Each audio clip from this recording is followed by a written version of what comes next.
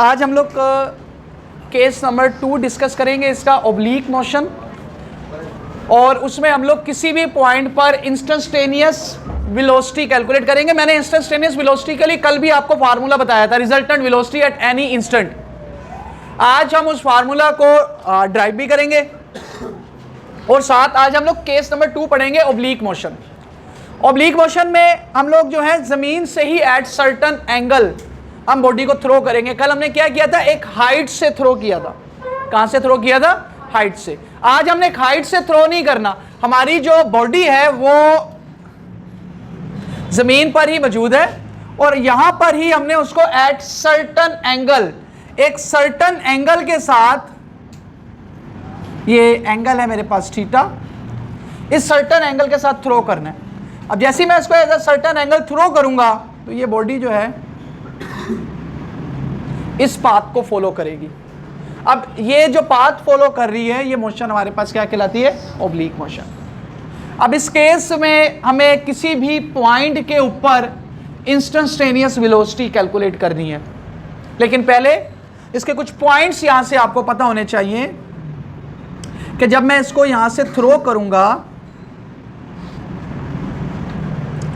तो initial ball की जो वेलोसिटी है, इसके पास इनिशियली बॉल की जो वेलोसिटी है, इसके पास दोनों कंपोनेंट मौजूद हैं वेलोसिटी के। कल सिर्फ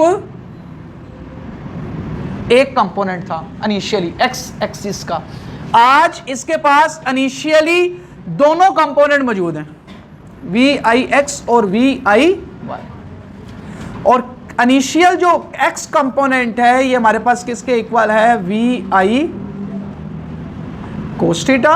और इनिशियल जो वाई एक्सिस का कंपोनेंट है ये किसके इक्वल है? V I sine theta. अब जैसे जैसे बॉल अपवर्ड मूव करेगी, जैसे जैसे बॉल अपवर्ड मूव करेगी, जैसे इस पॉइंट के ऊपर आए, एक्स एक्सिस की वेलोसिटी थ्रू आउट क्या रहती है? पढ़ाया था ना की पॉइंट। और अपवर्ड मूव करते हुए वाई एक्सिस की वेलोसिटी क्या होगी? Gradually decrease. तवज्जो जरा बरकरार रखिएगा, आप एरो देख सकते हैं, एक्स एक्सिस का तो सेम है, लेकिन वाई एक्सिस का जो एरो है वो डिक्रीज होता जा रहा है और एट हाईएस्ट पॉइंट 0 हो गया। इसका मतलब at highest point Y component जो है वो 0 हो गया।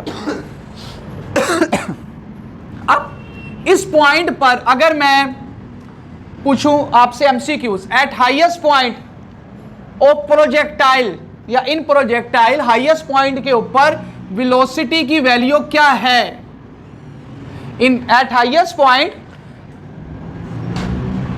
एमसीक्यूज आता है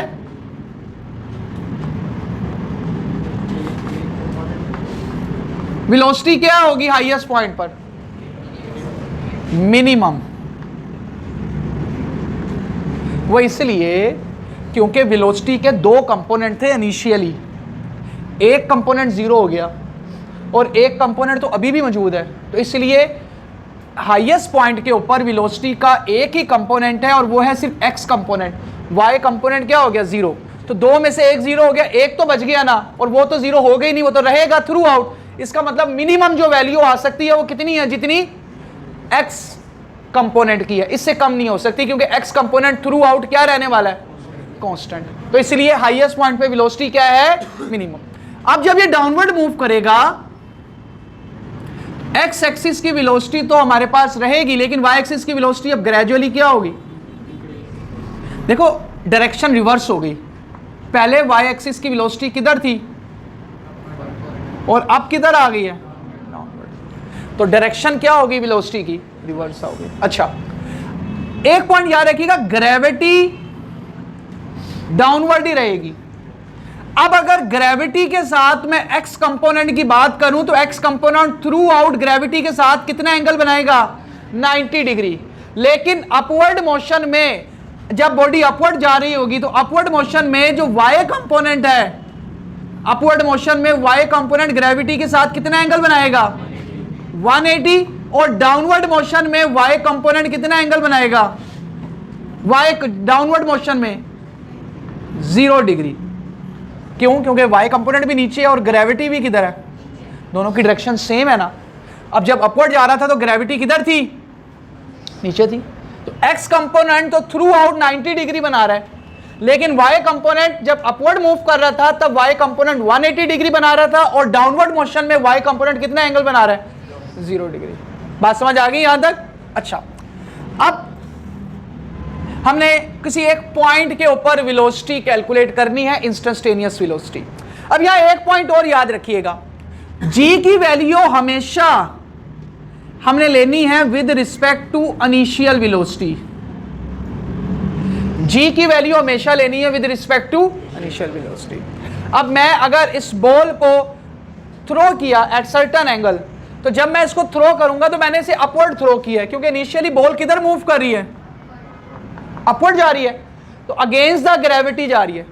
किधर जा रही है, अगेंस्ट दी ग्रेविटी। तो g की वैल्यू क्या आएगी, नेगेटिव। अब बॉल जब यहां पर पहुंची तो आपको सर अब तो डाउनवर्ड आ रही है ना, अब तो डाउनवर्ड आ रही है, अब आप इसकी वैल्यू को क्या लें, पॉजिटिव। नहीं, g की वैल्यू अब throughout the motion negative ही रहेगी, क्योंकि जो आपकी इनिशियल वेलोसिटी थी उसकी वजह से बॉडी ने अगेंस्ट द ग्रेविटी मूव किया है, तो इसलिए g की वैल्यू अब throughout the motion negative he consider होगी। अब वो किसी भी पॉइंट पे चले जाएं, ये आपकी वजह से तो नीचे नहीं आ रही, आपने तो against the gravity he move करवाया था, ये तो ग्रेविटी उसको नीचे लेके आ रही है। तो इस तरह हम लोग अपनी सिंप्लीफिकेशन के लिए बार बार इसको चेंज नहीं करते, ठीक है। एक दफा जो वैल्यू हमने कंसीडर कर ली, हम लोग उसी के साथ ही सारी कैलकुलेशन कर रहे होते हैं। तो इसलिए जब इनिशियल वेलोसिटी को देखना है और g की जो वैल्यू आपने ले ली, अब इस पूरी मोशन में आपने g की वैल्यू नेगेटिव ही लेनी है, चाहे आप किसी भी पॉइंट पर चले जाएं। बात समझ आई? अच्छा, अब इंस्टेंटेनियस वेलोसिटी कैलकुलेट करनी है, इसके लिए आप कोई भी पॉइंट चूज कर लें। मैं यहां पे एक पॉइंट चूज कर लेता हूं,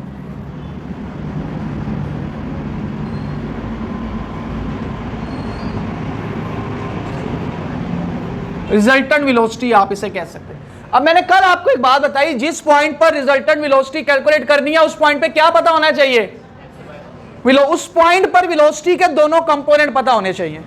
उस पॉइंट पर वेलोसिटी के दोनों, उस पॉइंट पर वेलोसिटी का x कंपोनेंट भी, क्योंकि मुझे यही पॉइंट फाइनल है जो कैलकुलेशन, मैं इसको vf कह रहा हूं, फाइनल पॉइंट, और इस पॉइंट पर वेलोसिटी का y कंपोनेंट भी पता होना चाहिए। और एंगल हम लोग जो है x कंपोनेंट के साथ यहां पे ले रहे होते हैं, एंगल हर पॉइंट पे चेंज हो रहा होता है, इसलिए यहां पे एंगल को मैंने थीटा नहीं कहा। एंगल चेंज जैसे जैसे ऊपर जाता है, डाउनवर्ड आता है, एंगल की वैल्यू कंटिन्यूसली क्या होती है, किसके दरमियान, रिजल्टेंट वेलोसिटी और x कंपोनेंट के दरमियान। ये एंगल किसके दरमियान है, रिजल्टेंट वेलोसिटी, और ये एंगल हर पॉइंट पे चेंज हो रहा है। अच्छा, अब मुझे इस पॉइंट पर ये रिजल्टेंट वेलोसिटी कैलकुलेट करनी है, तो मुझे इस वेलोसिटी के दोनों कंपोनेंट का पता होना चाहिए, x कंपोनेंट का भी और y कंपोनेंट का भी। तो x कंपोनेंट तो मैंने आपको स्टार्ट में ही कहा कि x कंपोनेंट थ्रू आउट क्या रहता है,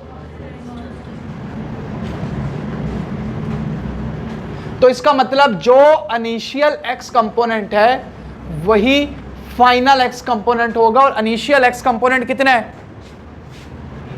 vi cos थीटा। एक कंपोनेंट तो मुझे पता लग गया। अब दूसरा कंपोनेंट आप कैसे निकालेंगे, कल मैंने कहा भी था हम लोग कैसे निकालेंगे, फर्स्ट इक्वेशन ऑफ मोशन से। तो आज कैलकुलेट करना सिखा देता हूं आपको। फर्स्ट इक्वेशन ऑफ मोशन क्या है, vf is equal to vi plus at। अब क्योंकि y कंपोनेंट की बात हो रही है तो vfy और viy, और a की जगह पे क्या आएगा, माइनस g, क्योंकि मैंने आपको बताया initial velocity against the gravity है। तो क्या आएगा, vfy is equal to viy कितना है, vi sine theta minus gt। तो ये हमारे पास जो है y एक्सिस का कंपोनेंट आ गया। और रिजल्टेंट वेलोसिटी के लिए क्या फार्मूला पढ़ाया आपको, रिजल्टेंट वेलोसिटी का क्या फार्मूला था, vf(x) स्क्वायर vf(y) स्क्वायर। इसमें वैल्यू पुट कर दें दोनों, vi कोस थीटा का square plus V I sine theta minus G T square. आगे जब इसमें वैल्यू पुट करेंगे इनिशियल वेलोसिटी की, एंगल की, टाइम की, तो आगे कैलकुलेशन फर्दर जो है हम लोग इसको कर लेंगे, क्योंकि अभी हम लोग जर्नल फार्मूला बना रहे हैं। तो मैंने ये यहाँ पे जर्नल फार्मूला बना दिया रिजल्टेंट वेलोसिटी का। बात समझ आ गई यहाँ तक? अब मुझे अगर वो एंगल भी कैलकुलेट करना है, फाई, मुझे वो एंगल कैलकुलेट करना है फाई, तो मैं एंगल कैसे कैलकुलेट करूंगा? इसके लिए हम लोग वो tan इनवर्स वाला फार्मूला यूज करेंगे। tan इनवर्स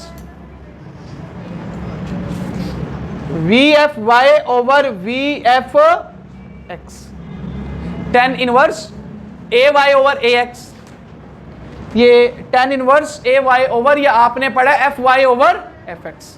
ये मैग्नीट्यूड के चैप्टर कंपोनेंट में जो आपको फार्मूला पढ़ाया है डायरेक्शन के लिए, tan inverse V F Y over V F X. यहां पे वैल्यू पुट कर दें। tan inverse V F Y कितना है?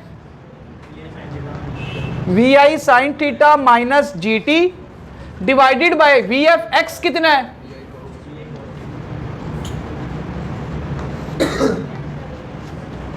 ये हमारे पास फाई की वैल्यू आ गई। ठीक है जी। तो ये हम किसी भी पॉइंट पे एंगल भी कैलकुलेट कर सकते हैं। तो ये केस नंबर 2 है, और केस नंबर 2 में हमने इंस्टेंटेनियस वेलोसिटी कैलकुलेट की और एंगल कैलकुलेट किया, कंपोनेंट भी कैलकुलेट किए, उनके फार्मूलास हमने बना लिए, कंपोनेंट भी किसी भी पॉइंट पर, एक्स कंपोनेंट, वाई कंपोनेंट। अब जी क्या चीज़? तो किसी भी पॉइंट पर अगर एक वेलोसिटी इधर है तो इसके दो कंपोनेंट तो उस पॉइंट पर होंगे ना। अगर ये मैं इसको वी आर कह रहा हूँ रिजल्टेंट वेलोसिटी, तो इसके दो कंपोनेंट तो बनेंगे ना, वी एफ एक्स, एक उसका एक्स कंपोनेंट और एक उसका, किसी भी पॉइंट पर आप वेलोसिटी लेंगे तो उसके दो कंपोनेंट होंगे, क्योंकि 2 डायमेंशन है इसलिए दो कंपोनेंट होंगे, एक उसका एक्स कंपोनेंट और एक उसका। अब वाई कंपोनेंट अपवर्ड इसलिए आया है क्योंकि बॉल अपवर्ड मूव कर रही है, यहाँ पे डाउनवर्ड आएगा क्योंकि यहाँ डाउनवर्ड आ रही है। एक्स कंपोनेंट तो एक्स एक्सिस के लॉन्ग ही रहता है। समझ आ गई बात की? अच्छा जी, ये हमारा एक केस नंबर 2 कंप्लीट हो गया, और केस नंबर 2 आपसे लॉन्ग में पूछ लेता है, इसलिए स्टार्ट में एक पैराग्राफ, साथ ये सारी कैलकुलेशन और लास्ट में इसका रिजल्ट। ठीक है, आज इसके नोट्स आ जाएंगे, क्योंकि वो नोट्स में कंबाइन दोनों केसेस थे, इसलिए मैंने आपको नहीं भेजा था कि वो सारा देख के कितना सारा लूँगा। आज इसके केसेस आ जाएंगे। अब टाइम क्या है जी? हम लोग एक आगे और पॉइंट, अब इसमें हम लोग क्या कैलकुलेट करते हैं? Height of projectile. मैं अगर इसको यहाँ से थ्रो कर रहा हूँ, तो यहाँ से जैसे ही मैं इसको थ्रो करूँगा एट सर्टन एंगल, तो वो कितनी हाइट पर जाएगा? हेलो, आ जाओ, आ जाओ, आ जाओ। चलो, फूल पत्तियाँ, और यहाँ से ना इधर कब्रिस्तान के सामने, तो पत्तियाँ वगैरह ले आओ, सारा कुछ, मतलब बिल्कुल उसको फील ना हो ससुराल आ रहा है। फोन कर रहा हूँ। अच्छा भाई, हाइट ऑफ प्रोजेक्टाइल, ये लॉन्ग इतना है, ये जो आगे करा रहा हूँ ये नेक्स्ट स्टार्ट हो रहा है।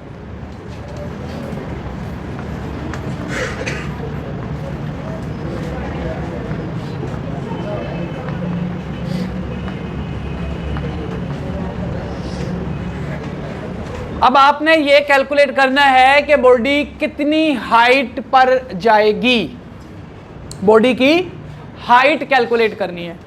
तो अब वही डायग्राम मैं दोबारा बना देता हूँ। जब मैं इसको थ्रो करूँगा तो थ्रो करते हुए मुझे ये हाइट कैलकुलेट करनी है कि बॉडी जो है वो कितनी हाइट पर जाएगी। तो हाइट के लिए कोई फार्मूला हम लोग बनाते हैं जिसके ज़रिए किसी भी बॉडी को जब थ्रो करें तो उसकी हाइट हम लोग कैलकुलेट कर लें। कल भी हमने हाइट का फार्मूला बनाया था, हाफ, ये वाई हाइट ही थी, लेकिन वो हॉरिजॉन्टल के लिए है। आज जो केस है इसके लिए भी हाइट का फार्मूला बनाते हैं। तो इसके लिए हमारे पास देखें, बाय यूजिंग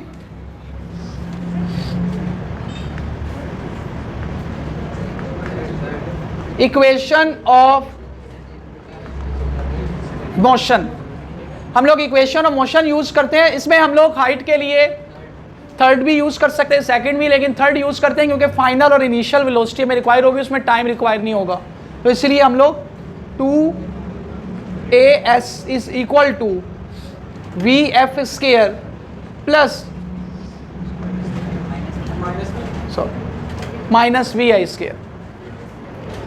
अब इसमें वैल्यू पुट कर दें। a की वैल्यू हमारे पास क्या है, माइनस जी। s को रिप्लेस करना है h के साथ। अब ये फाइनल वेलोसिटी भी y की आएगी और इनिशियल वेलोसिटी भी y की आएगी, क्योंकि हाइट में कौन सा कंपोनेंट रिस्पॉन्सिबल होता है, y।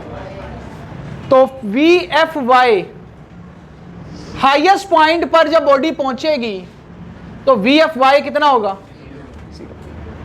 और इनिशियल vfy viy कितना है, vi साइन थीटा। ये चारों वैल्यू इसमें पुट कर दें। 2 minus G H vfy 0 minus vi sine theta का स्क्वायर। अब यहां पर minus 2gh is equal to minus vi square sine square theta. देखिए माइनस माइनस से कैंसल हो गया, आपने हाइट निकालनी, 2g मल्टीप्लाई हो रहा है, दूसरी तरफ आके क्या हो जाएगा, डिवाइड हो जाएगा। तो ये फार्मूला बन जाएगा h is equal to vi square sine square theta over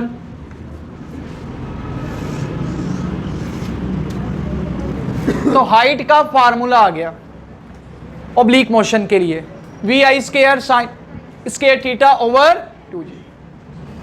अब देखें हाइट किन किन चीजों पे डिपेंड कर रही है। हाइट डायरेक्टली प्रोपोर्शन है इनिशियल वेलोसिटी के स्क्वायर के। अगर मैं वेलोसिटी को डबल कर दूंगा तो हाइट कितने टाइम हो जाएगी, 4 टाइम, स्क्वायर है उसका। तो हाइट इनिशियल वेलोसिटी के स्क्वायर पे डिपेंड कर रही है। अगर मैं इनिशियल वेलोसिटी डबल कर दूंगा तो हाइट कितनी हो जाएगी, 4 टाइम। दूसरे नंबर पे हाइट डायरेक्टली प्रोपोर्शन है sign square theta, sine theta के। साइन थीटा अपनी मैक्सिमम वैल्यू कब देता है, 90 पर। साइन की मैक्सिमम वैल्यू जब थीटा 90 हो तब आती है। तो इसका मतलब हाइट भी मैक्सिमम कब कवर होगी, जब हम लोग किसी बॉल को कैसे फेंकें, 90 डिग्री पर, यानी अपवर्ड। अब इस केस में जब बॉल मूव कर रही हो, जब एक बॉडी मोशन में हो, उस वक्त जब आप बॉल को अपवर्ड थ्रो करेंगे तो वो बॉल जो है वो भी आपके साथ साथ अप फॉरवर्ड डायरेक्शन में ही ट्रैवल करेगी। जैसे आप एक मोटरसाइकिल से चलते हुए, मोटरसाइकिल चल रही है, चलते हुए आप एक बॉल को ऊपर फेंक दें तो आपको लगता है कि बॉल किधर जाएगी, सिर्फ ऊपर जाएगी, नहीं। जब आप उसको थ्रो करेंगे अपवर्ड, आप अगर अभी यहाँ पर हैं और आपने यहाँ से बॉल को अब मूव कर रहे हैं, आपके पास इनिशियल वेलोसिटी भी है, जब आप इसको थ्रो करेंगे अपवर्ड, वो अपवर्ड नहीं मूव करेगी बल्कि बॉल भी आपके साथ ट्रैवल करेगी और आपको ये पाथ बना हुआ नज़र आएगा। आप क्योंकि मोटरसाइकिल पे हैं, आपको स्ट्रेट लाइन ही नज़र आएगी, लेकिन अगर एक बंदा यहाँ रेस्ट में है उसको ये पाथ नज़र आएगा, क्योंकि बॉल के पास भी उतनी ही वेलोसिटी होती है जितनी मोटरसाइकिल के पास है। तो पहले उस वेलोसिटी के साथ बॉल भी फॉरवर्ड डायरेक्शन में ट्रैवल करेगी, साथ साथ ऊपर भी जा रही है और ट्रैवल भी करी, पाथ यही बनेगा बॉल का पाथ यही बनेगा और हमारे पास वो प्रोजेक्टाइल मोशन ही करेगी। इसका एक्सपेरिमेंट देखेंगे अभी थ्रो करके, आज जरा इसको कंप्लीट कर लेते हैं। नहीं रहेगी ना, मैं आपको बताता हूँ, नहीं रहेगी। अच्छा, ये हाइट किस एंगल पे मैक्सिमम होगी, 90 डिग्री। अच्छा, ये हमने एक पॉइंट कर लिया अभी हाइट का। अब हम लोग नेक्स्ट टाइम कैलकुलेट करते हैं। क्या कैलकुलेट करते हैं, टाइम। तो टाइम क्या हुआ है, 5:30 हो गए, 5 मिनट है, 2 मिनट है। इतना सा पढ़ते हो तुम लोग। अभी इसके 2 पॉइंट रहते हैं, बुक दिखाइएगा जरा मुझे।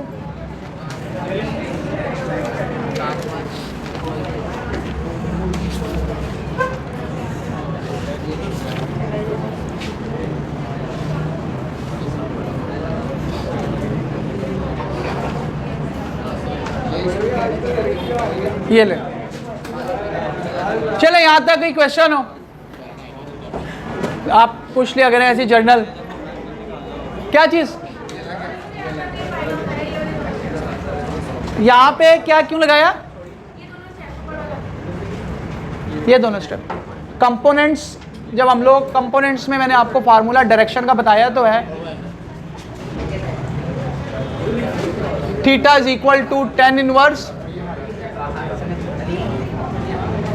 ए वाई ओवर ए एक्स। ये फार्मूला पढ़ा है कि नहीं मैं डायरेक्शन के लिए? तो बस मैंने यही फार्मूला अप्लाई किया है यहाँ पे V Y over V X. V Y हमारे पास ये है और वी एक्स हमारे पास ये है, क्योंकि इस पॉइंट की नहीं बात हो रही तो इस पॉइंट पर ये है फाइनल और ये है इनिशियल, दोनों वैल्यू पुट कर दी। ठीक हो गया? फार्मूला नोट कर ले, आपने पीछे कंपोनेंट और वेक्टर में पढ़ाया, मैंने ड्राइव कराया आपको। छुट्टी पे होगी ना आप? चलें जी गर्ल्स, कुछ सवाल पूछा करें, टेक्निकल सवाल भी पूछा करें। ये तुम्हारे बस से दूर होती जा रही फिजिक्स, तुम्हें लग रहा है? हाँ वो तो जो नहीं फिर नहीं पढ़ेगा तो क्या करूं। इसको याद करके लिखो बस, और कोई हल नहीं है। याद करो और इसे जुबानी लिखो, और कम से कम एक काम किया करो वीक के बाद ना, एक वीक के बाद जितना काम एक वीक में याद किया है उसके नोट्स वगैरह बनाए हैं, तो वीक के बाद उन्हें एक दफ़ा गो थ्रू कर लिया करो। याद तो कर लिया था, ये बेस्ट वे है। 85 में से इसमें 85 पूरे भी आते हैं। ठीक है।